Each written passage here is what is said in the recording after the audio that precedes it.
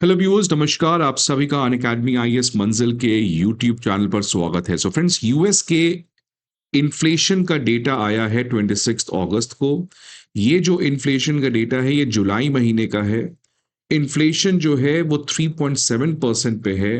The good part is that as compare to last month June, तो inflation stable रहा, inflation नहीं बढ़ा। मतलब जून के महीने में भी इन्फ्लेशन जो है वो 3.7% ही रहा था। लेकिन ओवरऑल अगर देखा जाए तो यूएस में inflation has become a very major concern, right. Although US में जुलाई के महीने में जून के comparison inflation did not increase, inflation was stable, but when you look at the overall picture then the real results will be shocking. लगातार 65th straight month, right, लगातार for 65th straight month US की inflation जो है वो अपने 2% के target से ज्यादा है।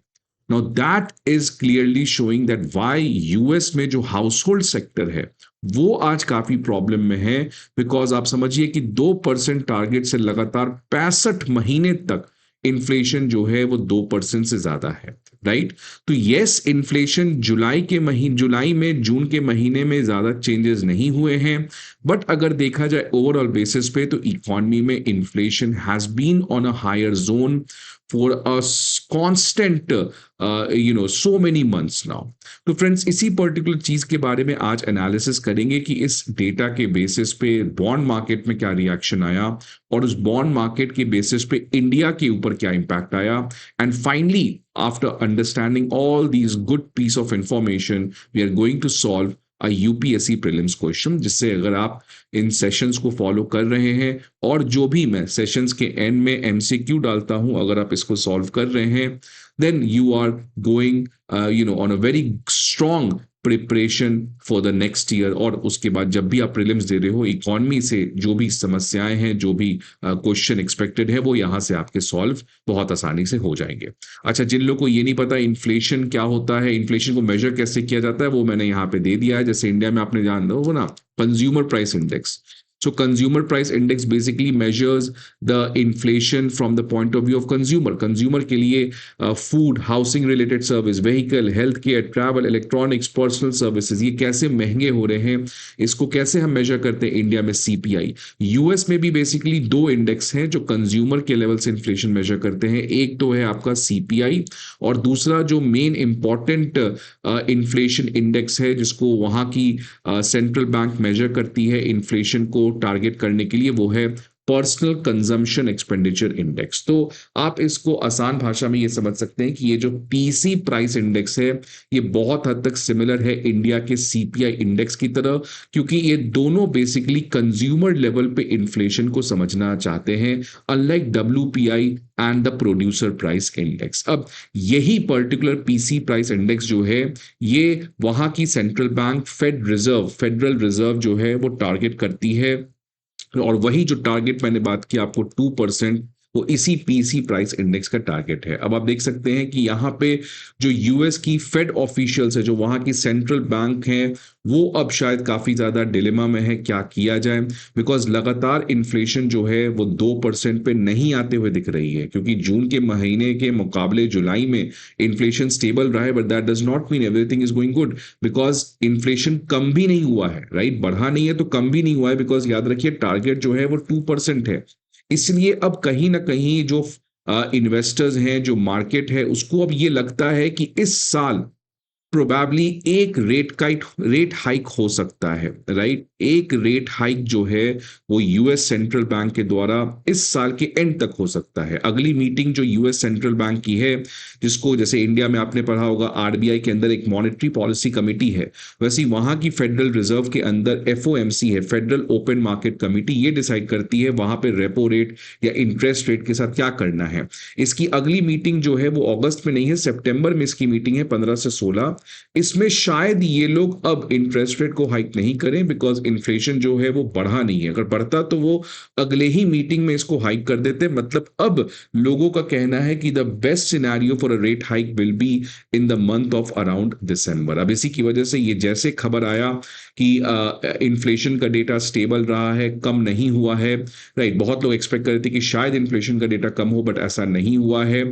इसकी वजह से स्टॉक मार्केट में थोड़ा सा डिप देखने को मिला, और साथ ही साथ ट्रेजरी बॉन्ड यील्ड्स जो एक बहुत बड़ी समस्या यूएस फाइनेंशियल मार्केट के लिए बनते नजर आ रहा है, ट्रेजरी यील्ड जो है वो काफी बढ़ गया है। ऑलरेडी मैंने आपको कई बार कई सारे वीडियोस में, इनफैक्ट ये वाला वीडियो मैंने इसके ऊपर डिटेल में डाला है। 7 दिन पहले आप जाके इस वीडियो को देखें, फिर आके आप भले इस वीडियो को देखेंगे तो आपको बेटर तरीके से समझ में आएगा। इस वीडियो मैंने बताया कि कैसे यूएस की जो ट्रेजरी बॉन्ड यील्ड है वो सारे रिकॉर्ड्स तोड़ रही है।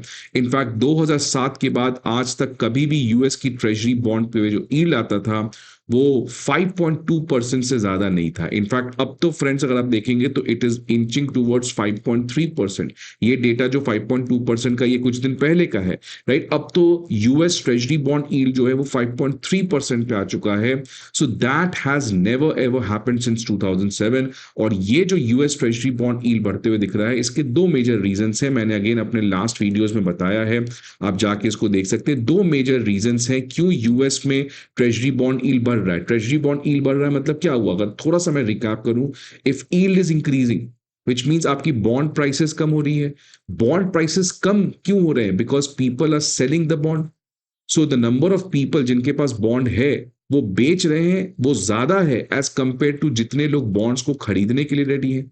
सो वेन एवर किसी भी बॉन्ड का सप्लाई ज्यादा है, which means people are selling as in more number as compare to how many people are ready to demand the bond, तो इससे बॉन्ड प्राइस आपकी कम हो जाएगी सेकेंडरी मार्केट में, और इससे बॉन्ड यील्ड आपका बढ़ जाएगा, राइट। सो यूएस की ट्रेजरी बॉन्ड यील्ड लगातार क्यों बढ़ रही है, इसके दो रीजन है। पहला रीजन है कि यूएस में जो इन्वेस्टर्स है उनको लगता है कि यूएस की जो सेंट्रल बैंक है वो इंटरेस्ट रेट को हाइक करेगी, ये पहला रीजन है। और इस इंटरेस्ट रेट के हाइक के एक्सपेक्टेशंस में people are selling the bond, because जैसे ही इंटरेस्ट रेट हाइक होगा तो जो नए बॉन्ड्स आएंगे उसमें अच्छा रिटर्न मिलेगा, और जो पुराने बॉन्ड्स थे जो लोअर इंटरेस्ट रेट एरा में इशू किए गए थे उस पर आपको इंटरेस्ट कम मिलेगा। So that's why people are trying to sell their existing bonds to have cash, उनके पास कैश रहे, so that whenever the US central bank increases the interest rate, the new bonds which will come with a higher coupon rate, they can buy those new bonds. तो इसकी वजह से जो existing bond है उसमें एक massive cell of देखने को मिला है। और फिर यूएस की गवर्नमेंट की जो कर्ज है, it has cross for the first time $40 trillion. $40 trillion, India की इकॉनमी $4 ट्रिलियन है, उससे 10 गुना ज्यादा तो उनका कर्ज है, राइट। सो $40 ट्रिलियन का डेप्ट is a massive dept, and that's why जो सॉवरेन ट्रस्ट है उसके ऊपर सवाल उठ रहे हैं कि क्या really US is in a condition to repay back this money which they are taking in the form of loan. तो ये दो रीजन है, इंटरेस्ट रेट हाइक के एक्सपेक्टेशंस और massive dept which US is sitting on, and that's why you're still seeing a massive bond sell off in the US treasury market। आप friends इस video को जाके जरूर देखें। अब इसकी वजह से क्या हुआ है, क्योंकि यूएस की जो बॉन्ड यील्ड है वो लगातार बढ़ रही है, इसकी वजह से जो बॉन्ड यील्ड का स्प्रेड है, मतलब जो इंडिया की बॉन्ड यील्ड है और जो यूएस की बॉन्ड यील्ड है सेम मैच्योरिटी की, मान लो 10-10 साल की मैच्योरिटी कम है, जो इंडिया की गवर्नमेंट की तरफ से लॉन्च किया गया, जो यूएस की गवर्नमेंट की तरफ से लॉन्च किया गया, जो सॉवरेन बॉन्ड्स हैं, इन दोनों के 10 ईयर बॉन्ड वाले मैच्योरिटी का अगर आप बॉन्ड यील्ड देखोगे, उनका स्प्रेड देखोगे, तो it has narrowed down to historic low. Now this everything is happening for the first time. Financial market में volatility होती है, but when this financial volatility takes one end of the extreme, that's where really things started to become problematic. अब आप देखिए यहाँ पे US में अगर आप ट्रेजरी यील्ड देखेंगे 10 ईयर बॉन्ड का, तो आपको इस समय मिल रहा है 4.76%, जो आप देख सकते हैं 2.82% हुआ करता था आज से कुछ साल पहले। और इंडिया में जो 10 ईयर जीसेक यील्ड है वो 6.87% है। So the gap is only 211 basis point or 2.11%. तो यूएस ट्रेजरी यील्ड और इंडिया की यूएस ट्रेजरी यील्ड, जिसमें जनरली स्प्रेड जो है वो ज्यादा रहता था, आप देख सकते हैं स्प्रेड एक जमाने में 5% होता था, फिर ये कम हुआ, फिर ये कम हुआ, क्योंकि यूएस का ट्रेजरी बिल लगातार इंक्रीज हो रहा है। So on one hand, India की treasury yield is kind of a decreasing, which is a good thing because people are buying bonds. US में bonds sell off होते हुए दिख रहा है, और इनकी वजह से क्या हो रहा है कि इंडिया और यूएस की जो ट्रेजरी yield का जो गैप है वो कम है. अब ये क्यों मैटर करता है फ्रेंड्स? क्यों मैटर करता है? समझ, आपके पास कुछ पैसे हैं, right, you have money, you want to invest that money. अब आपके पास सबसे बेस्ट ऑप्शन कहाँ है जहां पे आप पैसे इन्वेस्ट करो? एंड जनरली वो कंट्री, वो फाइनेंशियल मार्केट जो बहुत हद तक स्टेबल है as compare to many other country, which is the US financial market.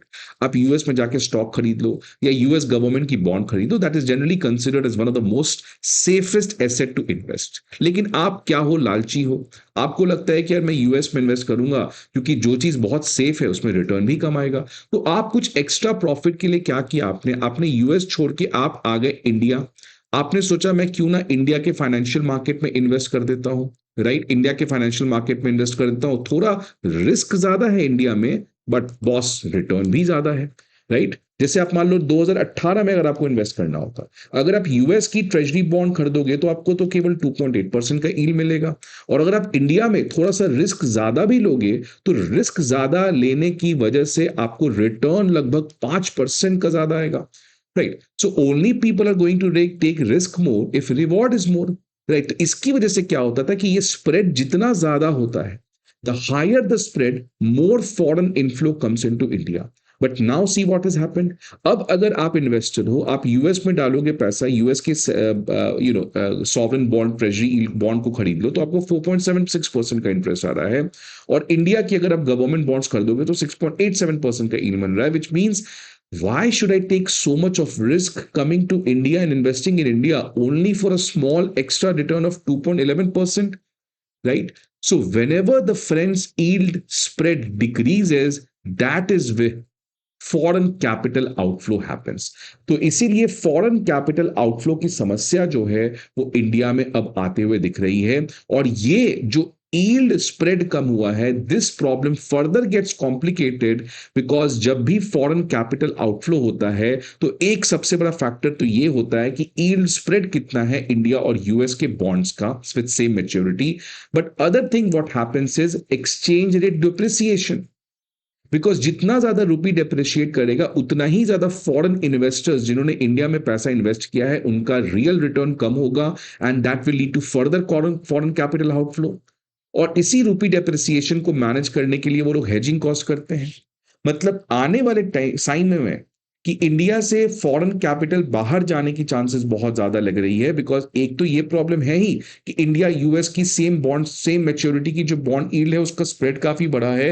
And दूसरा, रूपी में अभी भी बहुत हद तक स्टेबलाइजेशन देखने को नहीं मिला है. रूपी is still very in a problematic zone, क्योंकि जब से आरबीआई ने एफसीएनआरबी बंद किया उसके बाद तुरंत रूपी में डेप्रिसिएशन देखने को मिला. So that's why if you so that's why whenever a foreign investor wants to invest in India तो वो बहुत सारी चीजों को देखता है. एक तो ये स्प्रेड देखता है, दूसरा रूपी कैसा बिहेव करेगा, और तीसरा हेजिंग कॉस्ट क्या. And then they basically understand what is the effective return they are going to have. So जिस तरीके से ये सब चीजें चल रही हैं, ऑब्वियसली फॉरेन कैपिटल जो है वो इंडिया में प्रॉब्लम रहेगा. बट एनीवेज आगे आने वाले समय में फॉरेन इनफ्लो होगा या आउटफ्लो होगा वो बहुत सी चीजों पर डिपेंड करता है. प्राइमरली 4 चीजों मैंने यहाँ पे समराइज किया. यूएस ट्रेजरी यील्ड, मतलब उससे हमारे बॉन्ड यील्ड स्प्रेड डिसाइड करेगा.